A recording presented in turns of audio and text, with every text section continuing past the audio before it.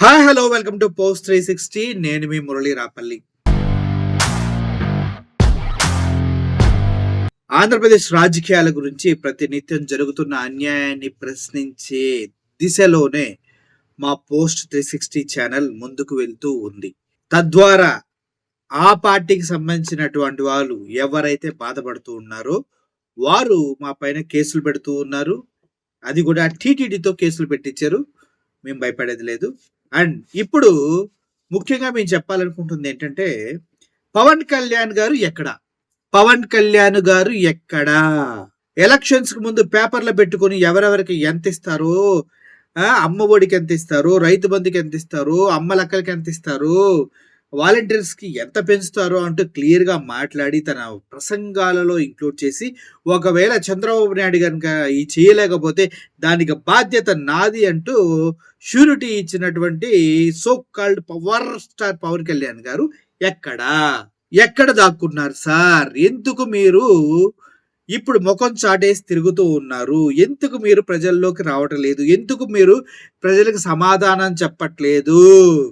అంత కాన్ఫిడెంట్ గా, అంత ధీమాగా, అంత గర్వంగా పక్క పార్టీని ప్రశ్నించినంత ఈజీగా, పక్క పార్టీని తిట్టినంత ఈజీగా, పక్క పార్టీ పైన నిందలేసినంత ఈజీగా, అవలీలగా మీరు వాగ్దానాలు చేశారు కదా. అసలు ఫస్ట్ నుంచి మీరు ఫెయిల్యూరే సార్ పవన్ కళ్యాణ్ గారు. Your failure politician. ఎందుకు చెప్తున్నానంటే, సుగాలి ప్రీతి కేసు ఏమైందో ఇప్పటి వరకు ప్రజలకు ఎవరికీ తెలియదు. దాని గురించి నువ్వు పట్టించుకున్న దాఖలాలు కూడా ఉన్నాయో లేవో మాకైతే తెలియదు. ఆ తర్వాత తప్పిపోయిన 32,000 మంది ఆడవాళ్ళ గురించి ఎటువంటి న్యూస్ లేదు. మీరు అక్కడ ఫెయిల్ అయ్యారు. అలా చెప్పుకుంటా పోతే మీరు ఫెయిల్యూర్స్ మీద ఫెయిల్యూర్స్ పొలిటీషియన్. పోనీ ప్రజలకు అందే సంక్షేమంలోనైనా డిప్యూటీ సీఎం కదా మీరు. సో పవర్ఫుల్ డిప్యూటీ సీఎం గారు ప్రజలకు ఏదో చేస్తారంటూ అందరూ అనుకున్నారేమో. నేనైతే అనుకోలేదు. ఎందుకంటే చంద్రబాబుని దాటి మీరు చేయలేరన్న విషయం మా అందరికీ తెలుసు. ఓకే, ఇప్పుడు ప్రజల పైన గట్టిగా కాస్ట్లు అన్నీ పెంచేశారు. మీరున్నప్పుడు ఏం చెప్పారు? కాస్ట్లు పెరగనీయం.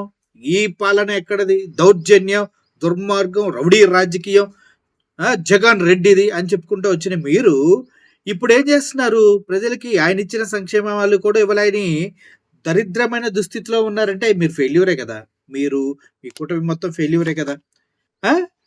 పోనీ మీరు బయటకు వచ్చి ఏదో రైతులకి మేము హెల్ప్ చేసామని చెప్పారు. ఎక్కడ ఏ రైతుకి ఎప్పుడు హెల్ప్ చేశారో మీరు అడ్రస్లు కానీ ఫోన్ నెంబర్స్ కానీ ఇవ్వండి. మేము మాట్లాడతాం, పర్సనల్గా మాట్లాడతాం మీరు ఎంతవరకు హెల్ప్ చేశారు అనేది.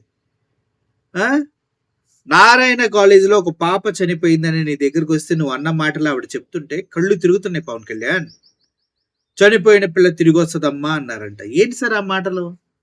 ఆ కన్న తల్లి ఏడుస్తూ ఆ మాటలు చెప్తూ ఉంది. చనిపోయిన వాళ్ళు తిరిగి రారా సార్? నిజమే, చనిపోయిన వాళ్ళు తిరిగి రారు సార్.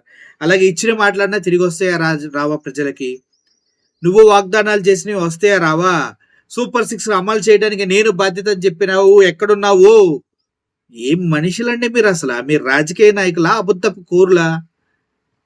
ప్రజలేమన్నా ఎర్రిపప్పలా మీ దృష్టిలో?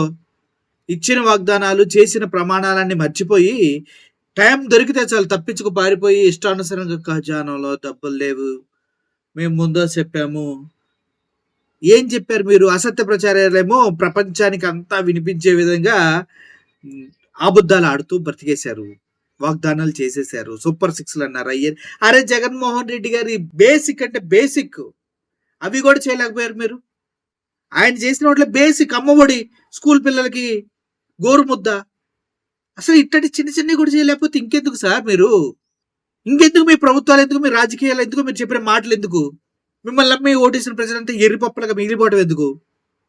గ్యాస్ సిలిండర్లన్నా కరెక్ట్గా ఇచ్చారంటే అది కూడా కరెక్ట్గా లేదు మీ బతుకులకి.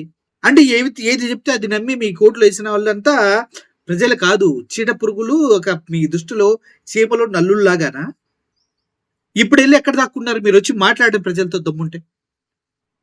పైపడి పాడిపోయేవాడు కాదు, ఒక కొండ ముందు తలంచడు సముద్రం. ఎవరికి రాసిచ్చిన స్క్రిప్టులు చదవటం కాదు సార్, ఇక్కడ నుంచి రావాలి మాటలు, గుండెల్లోంచి. చెయ్యాలన్న ఆలోచన ఇక్కడ పుట్టాలా, దాన్ని ప్రజల దాకా చేరాలి. లేదంటే బేషరతుగా టీడీపీకి రాజీనామా చేయి, పదవికి రాజీనామా చేయి, మళ్ళీ ప్రజల్లోకి రా. ఇలా పరిపాలిస్తాడు తెలీదు అని నేను అనుకోని చంద్రబాబు నాయుడు నాకేమో అప్పుడు అలా చెప్పాడు, ఇప్పుడేమో ఇలా చేస్తున్నాడు. ప్రజలు బాధ పెడితే నేను తట్టుకోలేను, ప్రజల్లోకి వస్తున్నా, రాజీనామా చేశాను రా, వాల్యూ ఉంటది. ఏంటి పవన్ కళ్యాణ్ గారు, అర్థమవుతుందా? ఇప్పటి వరకు మీరు చేశారు వాగ్దానాలు, మీరు చేసిన మేనిఫెస్టోలో పెట్టినటువంటివి ఏవి నెరవేరలేదు. 8 నెలలు కంప్లీట్ అయ్యి 9వ నెలలో కూడా అడుగు పెడతానికి రెడీగా ఉన్నాం మనం. ఇప్పుడు వచ్చి చంద్రబాబు నాయుడు గారు చేయలేము అని సింపుల్ గా ఒక మీడియా ప్రెస్ మీట్ పెట్టి చెప్పేసి వెళ్ళిపోవడం జరిగింది. దీనిపైన మీ ఒపీనియన్ ఏంటి? మీరు చేతకాని వాళ్ళని ఒప్పుకుంటున్నారా? మీ గవర్నమెంట్ లో మీరు చెప్పిన ఏమీ చేయలేమని మీరు కూడా వచ్చి ప్రజలకు ఒకసారి చెప్పేసి, నేను మీకు అష్యూరెన్స్ ఇచ్చాను కానీ నా వల్ల కూడా కావట్లేదు అని మళ్ళీ జగన్మోహన్ రెడ్డి మీద పడి ఏడవండి. ఆయన సర్వనాశనం చేసేసినాడు కాబట్టి అయింది, ఆయన వల్లే అనేసి ఒక ఏడు పేరు కూడా ఏడ్చిపోతే ప్రజలు చాలా ఆనందంగా ఉంటారు. ఆయన గవర్నమెంట్ లో జగన్మోహన్ రెడ్డి గారు ఉన్నప్పుడు 5 సంవత్సరాల్లో 2 సంవత్సరాలు కరోనాకే పోయింది. అయినా కూడా ఎప్పుడు ఏ సంక్షేమాన్ని ఆయన ఆపలేదు. ఆయన దాన్ని తీసి పడేయలేదు. ఇచ్చుకుంటూనే వెళ్ళాడు. ఎన్ని కష్టాలు పడ్డాడు ఏమో తెలీదు. హాస్పిటల్ కట్టాడు, పోర్టులు కట్టాడు. ఉద్దానం వాళ్ళకి నువ్వే చెప్పావు, ఉద్దానంకి నేను ఇక్కడ ప్రాబ్లం ఉందని చెప్తే జగన్మోహన్ రెడ్డి కట్టాడని. ఇన్ని చేశాడు. చివరికి గ్రీన్ కో దగ్గరకు కూడా నువ్వు వెళ్ళి ఆయన ప్రశంసించావు.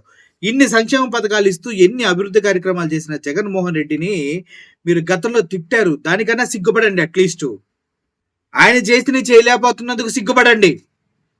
ఇచ్చిన మాటలు తప్పినందుకు సిగ్గుపడండి. బేషరతుగా మీ అంతటా మీరు వచ్చి ప్రజలకి ముందు నిలబడి నేను ఎలా అనుకున్నా, ఎలా కాదు, ఇలా జరిగింది ఏంటి అని చెప్పండి. ఆ ధైర్యం కూడా, ఆ దమ్ము కూడా మీకు లేదండి. మళ్ళీ చెప్పండి. మళ్ళీ ఇంకో వీడియో చేస్తామండి దానిపైన. ముండి చేయి చూయించి ఎగిరితంతంలో కూటమి కన్నా ఇంకెవ్వరు సాటి రారు. కూటమి ఒకటే మొండి చేయి చూపించి ఎగిరెగిరి తన్నాలంటే కూటమి ప్రభుత్వం ఒక్కటే బలమైన ప్రభుత్వం. అందుట్లో ప్రతి ఒక్క ప్రజలకి నేను పర్సనల్ గా విజ్ఞప్తి చేస్తున్నా. మీకు సూపర్ 6 15 15 18 18 13 13 అని చెప్పారా లేదా? కరెంటు బిల్లు పెంచమని చెప్పారా లేదా? భూ రిజిస్ట్రేషన్ రేట్లు విపరీతంగా పెరుగుతున్నాయని తెలుసా మీకు? ఆయిల్ రేటు 110 రూపాయలు ఉండాల్సింది ఇప్పుడు 140 150 కొంటున్నామా లేదా? లీటర్ పాలు ఎంత కొంటున్నాం? గ్యాస్ రేట్లు మీకు ఏమైనా ఫ్రీ గ్యాస్ ఇస్తున్నాడా? ఇప్పటి వరకు చాలా మందికి అకౌంట్ లో డబ్బులు కూడా పడలేదు. ఫ్రీ ఇచ్చేటప్పుడు మళ్ళీ తీసుకొని అకౌంట్ లో వేయించుకొని మళ్ళీ మీకు వేయటం ఏంటి? ఇవన్నీ మీరు ప్రశ్నించినప్పుడు, మీరు పబ్లిక్ లోకి ఇచ్చి మాట్లాడినప్పుడు ఈ దౌర్జన్యాలు, ఈ రాజకీయ నాయకులు కుట్రలు ఇలాగే ఉంటాయి. దయచేసి మీరు నోరు తెరవండి.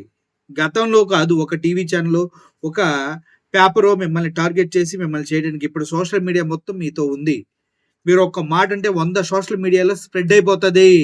మిమ్మల్ని టచ్ చేయడానికి కూడా ఉచ్చబోసుకుంటారు. రండి, బయటకు వచ్చి మాట్లాడండి. మీకు మేము తోడుగా ఉన్నాం. ఫైట్ చేయండి జస్టిస్ కోసం. మీకు మేము తోడుగా ఉన్నాం.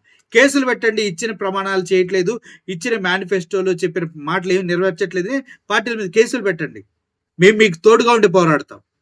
పవన్ కళ్యాణ్, చంద్రబాబు నాయుడు, లోకేష్, లేకపోతే జగన్మోహన్ రెడ్డి, లేకపోతే నరేంద్ర మోడీ, ఎవరనేది మీకు అనవసరం. మీకు అన్యాయం జరిగినప్పుడు మేము ప్రశ్నించాలి, ఫైట్ చేయాలి. అది మాత్రమే మానవ నైజం.